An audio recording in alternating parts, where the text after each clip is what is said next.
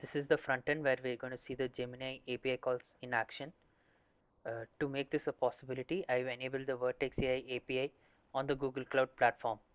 And for authentication of credentials, I've created a JSON key file for the default compute service account. This is the code that implements the various API calls. I have set the environment variables in an env file. There's the MySQL connection set up and the call to get the data from the cloud MySQL. We are then integrating the data from the cloud MySQL and the Google Cloud bucket as a single context variable, and then that along with our user prompt we're giving to the Gemini API. Now let's see the code in action. I have started the Google Cloud proxy on my local, and the server has been started for the app through npm, that is Node.js. Now let's see the backend in action.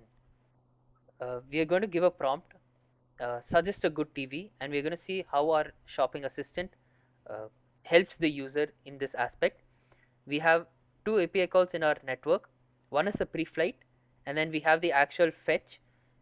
The Gemini RAG query gets data from both SQL and buckets and then passes that as context to our Gemini API.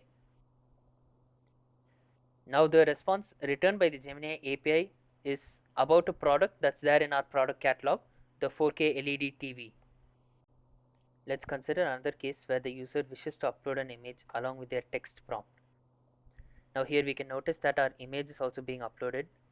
The pre-flight API call has passed, and in our fetch we have the payload as our image in base64 format along with the text prompt. This will be sent with our context from both SQL and the buckets to the Gemini API call. While the API is in processing, these are the various API calls that have been uh, that have taken place while I was testing and running the project during the course of this hackathon.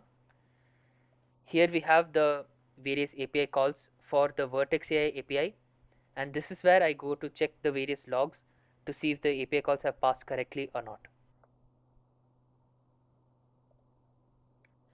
Now the API call here has passed, and we notice that it retrieves noise cancelling headphones from our Google Cloud SQL. The response is the same as well. We can see that in our network analysis. Let's take a look at another case. Suppose the user wishes to ask about the specifications of a product, the details of which we have not mentioned in our Google Cloud SQL. Now this is a user manual that I've downloaded from the Bose website, which is one of the products in our product catalog.